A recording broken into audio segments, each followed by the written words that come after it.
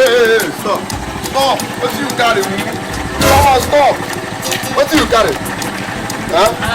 Where can I do? Can you be here? Where can I do? Kiri. Utari robe apuro. Before you look at Utari robe apuro. don't play the game with the Kappa. Because in a show, you know, I can't go play.